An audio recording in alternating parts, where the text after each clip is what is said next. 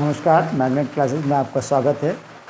Maths की series चल रही है, उसी सीरीज को आगे बढ़ाते हुए आज हमने टॉपिक लिया है कंप्लीटिंग द स्क्वायर मेथड। पूर्ण वर्ग बनाने की विधि से हम क्वेश्चंस को सॉल्व करेंगे, रूट्स को फाइंड आउट करेंगे। इससे पहले और भी वीडियोस और मेथड्स बताए गए हैं जो पहले अपलोड हो चुके हैं। जिसने भी अभी तक नहीं देखा वो जाकर उसको देखें। उसमें कॉन्सेप्ट बताया गया है और बताया गया है कि x का मान कैसे निकाला जाएगा फैक्टराइजेशन के मेथड से। और इससे पहले बताया गया है कि होता क्या है, क्वाड्रेटिक इक्वेशन होती क्या है और कैसे पता करेंगे कि क्वाड्रेटिक इक्वेशन है। उसी सीरीज़ को आगे बढ़ाते हुए आज हमने दो क्वेश्चंस लिए हैं। बहुत इंपॉर्टेंट क्वेश्चन है, NCERT के क्वेश्चंस हैं, जिसमें पहला लिखा हुआ 5x² माइनस 6x माइनस 2 बराबर 0। दूसरा लिखा हुआ है 10x² माइनस 3x माइनस 1 बराबर 0। इन दोनों क्वेश्चंस को स्क्वायर के कंप्लीटिंग स्क्वायर मेथड की मदद से हमें सॉल्व करना लिखा हुआ है, पूर्ण वर्ग बनाने की मदद से। तो जो स्टेप वाइज करेंगे, इससे पहले हम थोड़ा सा पहले जान लेते हैं कि हमें क्वाड्रेटिक इक्वेशन किसे कहते हैं। ax² plus bx plus c बराबर 0 अगर इस फॉर्म में आ रहा है, इस स्टैंडर्ड फॉर्म में आ रहा है तो ही हमारा द्विघात समीकरण होगा, अदरवाइज नहीं होगा। दूसरा क्या है, इक्वेशन। ये तो द्विघात की बात होगी, साथ में हम इक्वेशन की बात करते हैं, समीकरण की।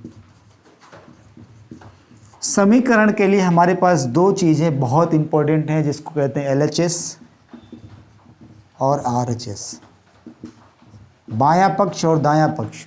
जब बायां पक्ष और दायां पक्ष होंगे, दोनों होंगे, तभी जो है हमारा समीकरण होगा, इक्वेशन होगा, अदरवाइज इक्वेशन नहीं होगा। वो हो सकता है कि अलजेब्रिक एक्सप्रेशन हो जाए, द्विघात हो जाए या त्रिघात हो जाए या लीनियर हो जाए, रैखिक हो जाए, लेकिन फिर वो समीकरण नहीं रहेगा। समीकरण के लिए LHS और RHS दोनों पक्ष होने चाहिए, बायां पक्ष और दायां पक्ष होना चाहिए, तभी वो हमारा समीकरण हो सकता है। तो आइए क्वेश्चंस को देखते हैं कि इसको हम सॉल्व कैसे करेंगे। बहुत इम्पोर्टेंट और बहुत अच्छे मेथड के साथ में, बहुत आसान विधि के साथ में हम इसको सीखने वाले हैं। पहला लिखा हुआ है 5x² माइनस 6x माइनस 2 बराबर 0। तो स्टेप 1 देखें, स्टेप 1 में हमें क्या करना है, जो भी x² का कोफिशिएंट होगा, x² का कोफिशिएंट 5 है, इस 5 को हमको ख़त्म करना है, नहीं आओ किसी भी तरह से 5 को ख़त्म करना है। तो 5 को ख़त्म करने के लिए हम क्या कर सकते हैं कि 5 को ख़त्म करने के लिए 5 से पूरे इक्वेशन को, समीकरण को भाग दे दें। तो भाग लगा देते हैं, 5x² बटे 5 बटे माइनस 6/5, 6/5 हो जाएगा, x माइनस 2/5 हो जाएगा, इधर भी हो जाएगा 0/5। फिर क्या हो सकता है, क्या लिख सकते हैं, ये कट जाएगा तो x² माइनस 6/5 x माइनस 2/5 बराबर 0। ये 0/5 जो भी होगा 0 हो जाएगा, है ना। अब दूसरा स्टेप क्या है, स्टेप सेकेंड। पहला स्टेप मैंने बताया कि पहला हम समीकरण देखेंगे कि द्विघात किस तरह का है, द्विघात है या नहीं है। द्विघात अगर है, उसके बाद जो है हमारा जो x का कोफिशिएंट होगा, x का जो गुणांक होगा, उसको ख़त्म करना है।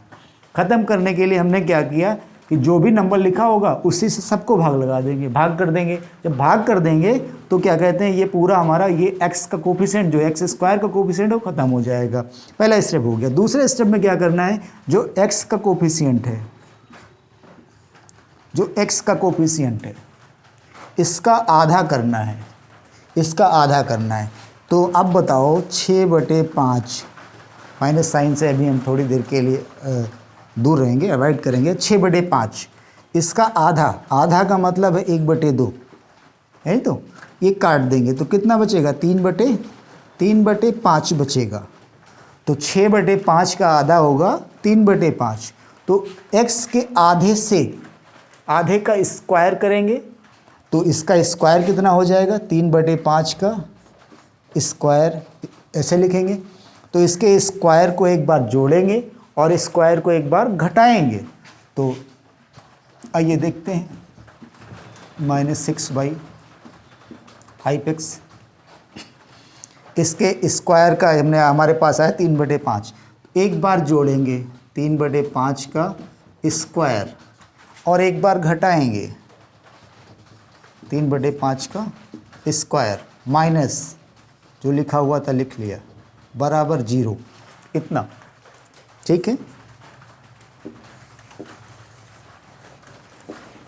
अब देखो इम्पॉर्टेंट है इसी के साथ में एक चीज़ और, पहले a प्लस बी का होल स्क्वायर क्या होता है, A square plus B square plus 2ab, और a माइनस बी का होल स्क्वायर होता है A square plus B square minus 2ab। यहाँ पर देखो माइनस आ रहा है, यहाँ पर प्लस आ रहा है। तो अगर क्वेश्चन में x के साथ x का कोफिशिएंट अगर निगेटिव में है, इसका मतलब आंसर हमारा किस में आएगा, निगेटिव में आएगा। तो इतने को हम क्या लिख सकते हैं, ये निगेटिव वाले का होगा, ऋणात्मक वाले का होगा, ये माइनस बी का हो जाएगा, a माइनस बी का होल स्क्वायर। ठीक है, तो क्या लिख सकते हैं, x माइनस ये b है, ये प्लस है ना, ये जो है b का नंबर है, b है, तो 3/5, तो 3/5 का स्क्वायर, बाकी ये लिखा हुआ इसको ऐसे लिख लें, माइनस 9 ये 5 है तो कितना हो जाएगा, 25 हो जाएगा, और ये माइनस 2/25 हो जाएगा, 5 हो जाएगा, बराबर 0। ठीक है, अगला क्या है कि इसको x माइनस 3/5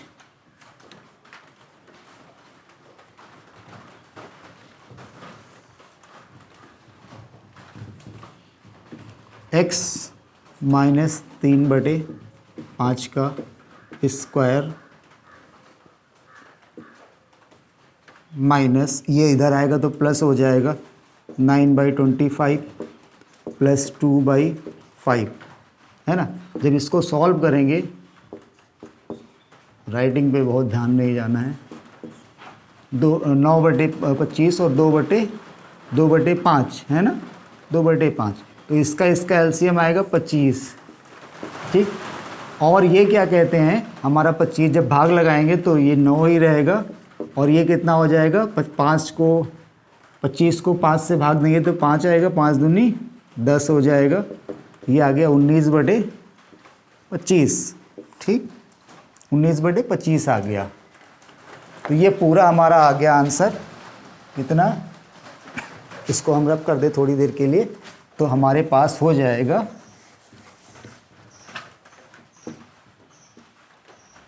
5 बचा था, सॉरी 9 था, 9 और 10/25, 19/25 आया था।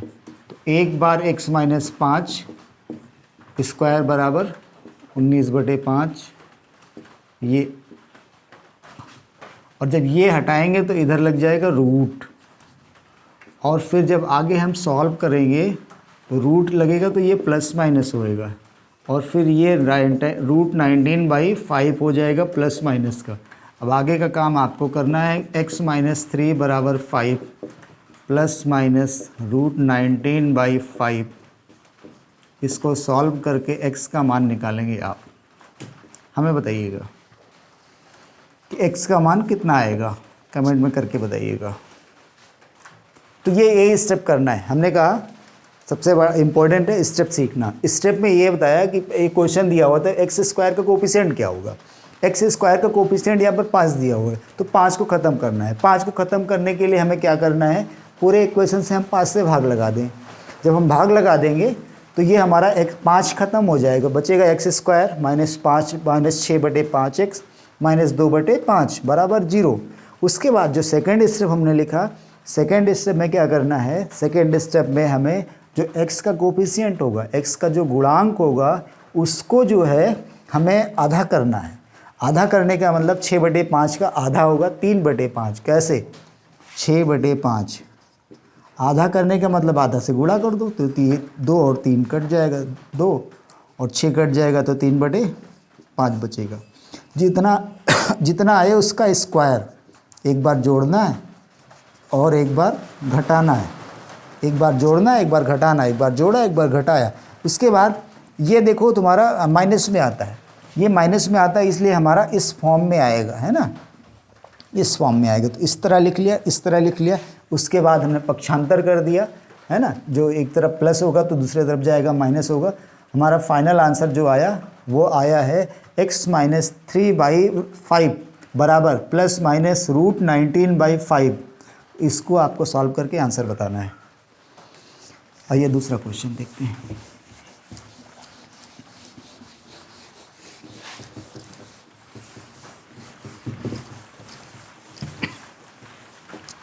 दूसरा क्वेश्चन हमारे पास है 10x² - 3x - 1 बराबर 0। ध्यान से देखना है इसको भी, इसमें भी वही काम करना है। काम ये करना है कि इसमें x² का कोफिशिएंट है 10, तो x² का कोफिशिएंट 10 है। 10 को हमें ख़त्म करना है। ख़त्म करने के लिए अगर हम पूरे को 10 से भाग दे दें तो ये हमारा x² का कोफिशिएंट ख़त्म हो जाएगा। तो आइए 10 ये x² तो लिख दिया पहले ही, -3/10 x - 1/10 बराबर 0। 0/10 का मतलब 0 ही होगा। अब ये और ये ख़त्म हो गया, बचा क्या, x² - 3/10 x - 1/10 बराबर 0। ये फर्स्ट स्टेप हो गया। सेकेंड स्टेप मैंने बताया था कि x का कोफिशिएंट देखना है। तो यहाँ पर x का कोफिशिएंट कितना है, 3/10। 3/10, तो जो x का कोफिशिएंट होता है उसका हम आधा करते हैं। तो 3/10 का आधा, 3/10 का आधा हो जाएगा 3/20। ठीक, तो 3/20 जब आया तो इसको एक बार जोड़ेंगे स्क्वायर करके, एक बार इसको स्क्वायर करके घटाएंगे। ये स्टेप करना होता है। अगला ये वाला स्टेप जिसने कर लिया वो समझ लो इसको आंसर उसका आ जाएगा आसान तरीके से। स्टेप का ही खेल होता है। मैं बार बार कहता हूँ मैथमेटिक्स जो है वो स्टेप पे डिपेंड होता है। जिसको स्टेप आ गया मैथ्स का वो क्वेश्चन कर लेगा। तो इसको भी देखते हैं। अगला हमने बताया x² - 3/10x, आधा इसका हो जाएगा 3/20, एक बार प्लस का एक बार माइनस का, 3/20 का स्क्वायर माइनस 1/10 बराबर 0। अब ये देखो यहाँ पे माइनस लिखा हुआ है, -3/10x, इसका मतलब आंसर इसका माइनस में आएगा।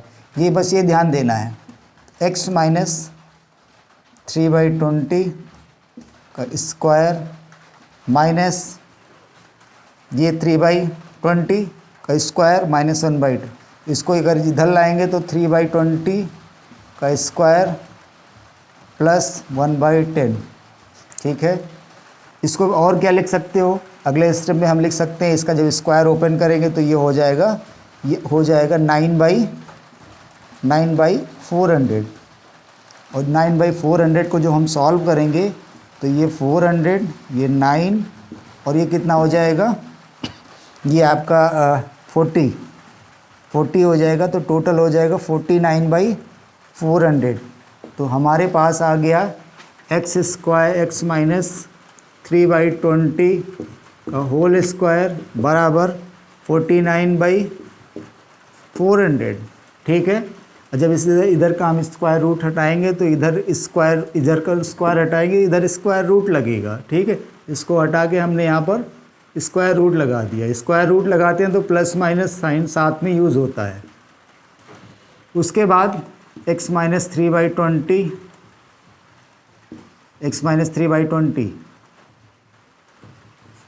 बराबर ये 49/400 बराबर हो जाएगा 7/7 आपका 20 हो जाएगा, है ना।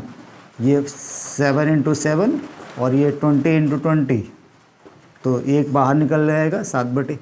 अच्छा, अब ये एक प्लस में था एक माइनस में था, एक बार हम यूज़ करेंगे +20, ये भी आएगा तो प्लस हो जाएगा 3/20, और एक बार यूज़ करेंगे -7/20 + 3/20, तो ये x बराबर हो गया 10/20, कट जाएगा, x बराबर आएगा 1/2 आएगा एक बार में, और एक बार में x बराबर आएगा ये माइनस का ये प्लस का, तो ये हो जाएगा -5 में से 3 जाएगा, 4 बचेगा माइनस का 20, कटेगा तो x बराबर आएगा हमारा -1/5।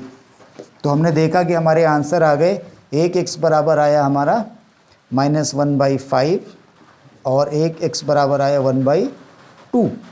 तो दो आंसर हमारे आ गए। पहले वाला का आंसर आपको बताना है।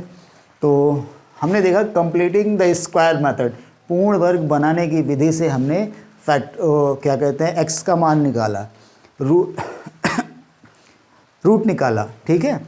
और दो क्वेश्चन हमने सीखे इसमें, और दोनों बहुत इंपॉर्टेंट क्वेश्चन एनसीईआरटी के क्वेश्चंस हैं। ये फार्मूला आपको पता होना चाहिए, उसके बाद दो स्टेप जो हमने बताए वो पता होना चाहिए। अगर दोनों स्टेप और फार्मूला अगर आपको आता है और मेथड अगर आपको आ गया तो समझ लीजिए कंप्लीटिंग द स्क्वायर मेथड से आपको क्वेश्चन करना आसान हो जाएगा, बहुत आसान तरीके से आप कर पाएंगे। तो आखिरी में मैं फिर कहना चाहूँगा कि चैनल पसंद आता है तो लाइक करें, शेयर करें, सब्सक्राइब करें और ज़्यादा से ज़्यादा लोगों तक पहुँचाएँ। और जब नोटिफिकेशन बेल अभी ऑन कर लें तो जो भी चीज़ें हम यहाँ से अपलोड करेंगे, हमारी वीडियोज़ आएंगी तो आप तक पहुँच जाएंगी। Thank you.